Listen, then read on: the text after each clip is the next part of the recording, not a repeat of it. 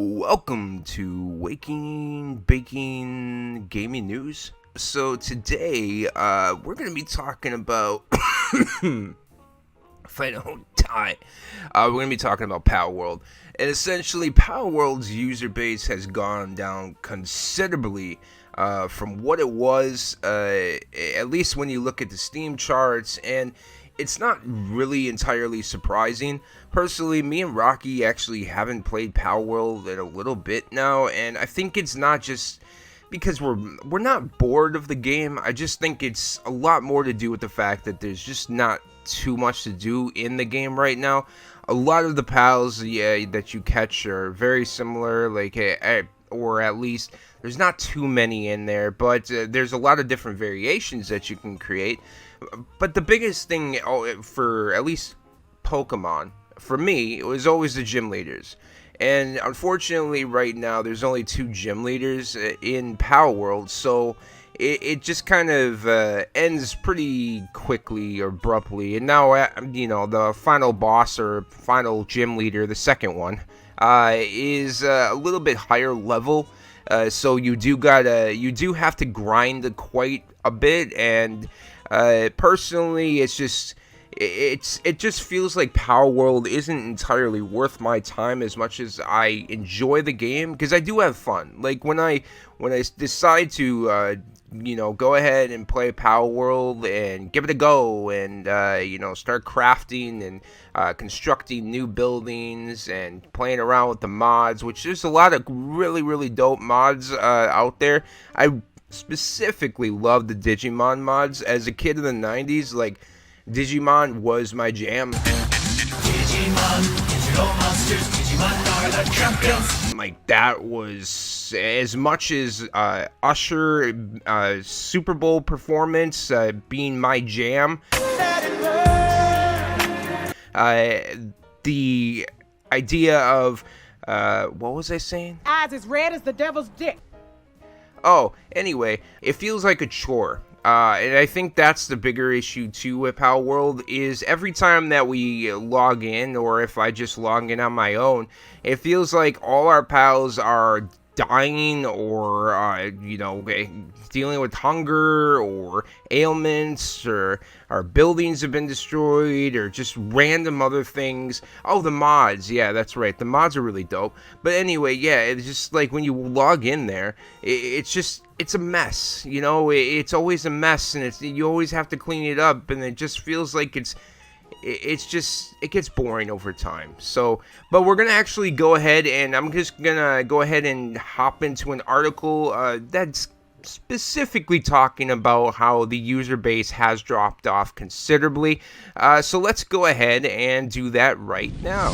Alright, so we're over here on PCGamesN.com, and the Palworld down 1.3 million players in Steam's biggest ever 2-week drop. So it had a really great record in its initial success, and then now it's got one of the worst records, and it's I don't think it's the downfall, but let's just go ahead and read this, and I'll go more into detail what this potentially can mean for Palworld. So it says the Palworld concurrent Steam player count has already dropped significantly after launch, as Pocket Pair's take on the survival game genre could be starting to find its player rhythm. The concurrent peak has seen over 1.3 million players begin to step away from the game, while the active player count still sits comfortably in the hundreds of thousands.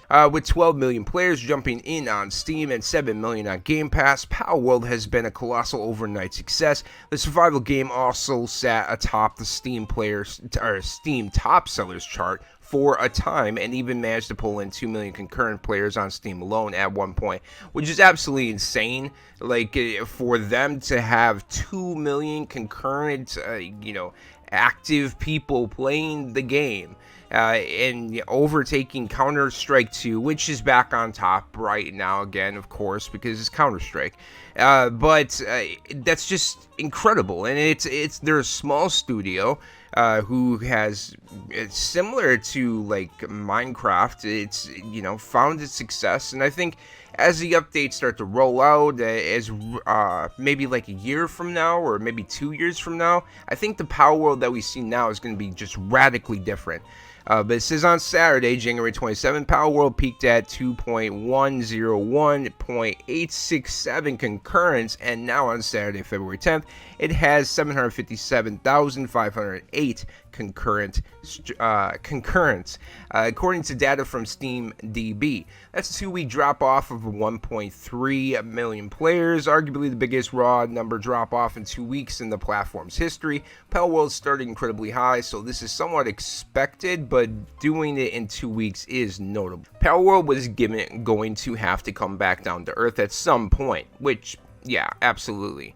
The game is still averaging over 700,000 players at any time on Steam alone, but it wasn't going to stick around at the 2 million peak forever. I have a feeling that once Palworld completely settles in, those daily average players will still be incredibly impressive.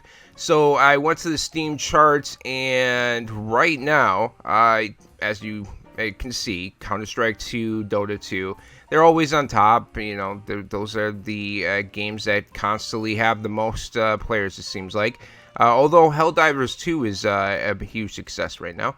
But Palworld, 412,676 concurrents. So it's definitely, it feels like it keeps dropping. And, whether that's, a positive thing, it's obviously not, but whether or not you can sit there and look at that and say, well, Palworld is now, it's just a failure. It was just it had this huge hype once it initially came out. All the streamers, everybody was playing it, but not as many people are playing it now. Not as many streamers are playing it right now, so it's you can take it with a grain of salt on whether or not you think Palworld is now going to just be a complete failure from this point forward, which I don't think it will. PUBG had a peak of over 3 million in 2018, and that's still going strong at around 500,000 active players at any moment. The difference with Palworld is that while it's dropped 1.3 million active players in 2 weeks, it took PUBG around 4 months to lose the same number. PUBG did have more to lose in terms of raw numbers, sure, but considering it's only the Steam game left in Palworld's way for it to get to the highest player count ever, the drop-off is significant in relation to the competition.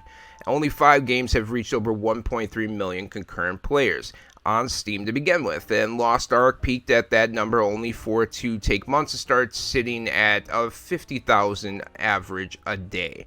I personally never liked Lost Ark. I thought it was a terrible game, but again, people see streamers playing it, they see their top streamers playing it, and they immediately start to play it. Then once their streamers no longer playing it, then they just stop playing it altogether themselves. Or for those people, certain people stick around because they do enjoy it. Keep in mind that this all only relates to Steam, as Palworld is also available on Xbox and via Game Pass subscription. We just get the best look at raw numbers on Valve's platform. Very true. Let's just finish the article here. Palworld's next update and early access roadmap are already on the card, so it's now up to Pocket Pair to keep supporting the game and listening to players to keep them hooked. If you're looking for more, we've got the best Palworld mods and how to install them, alongside a massive Palworld PAL list and complete Palworld guide too. So as you can see, Palworld has dropped off considerably. 400,000 concurrents is not it's not a small drop in the bucket. I mean, it's still pretty impressive for a small studio. And there's a lot of different features that haven't even been released yet, that were even in the trailer, as well as the fact that, they're continuing to support the game.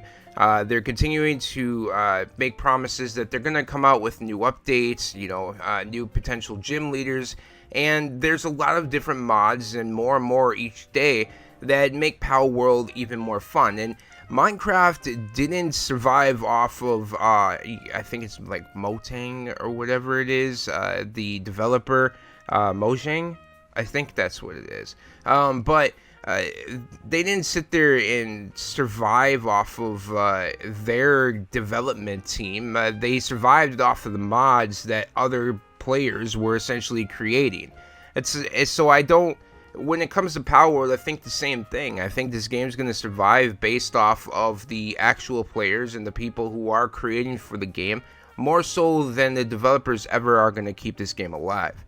And the only thing that they can ultimately implement is probably like new lands, I guess, and new territories you can explore, new initial pals that you can sit there and get, and then of course the gym leaders themselves.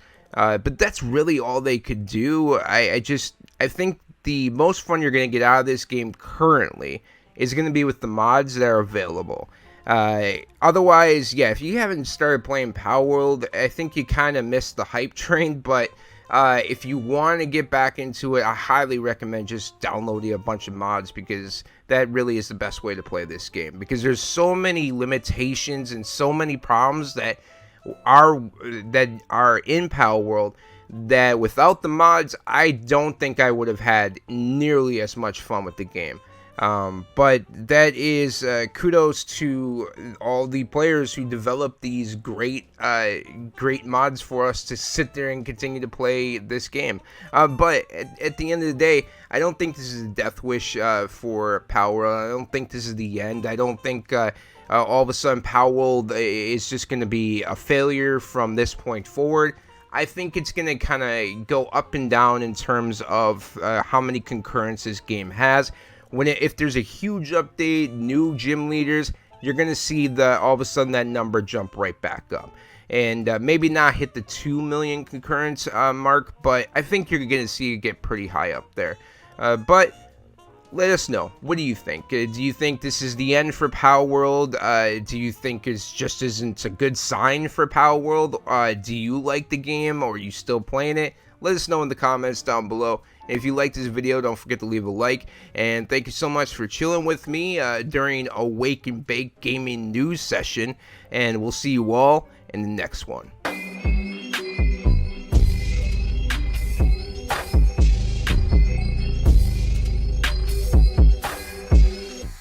Abducted by my brain and it drains all the dopamine. Pain leaving nothing but the dreams that have been holding me. Reality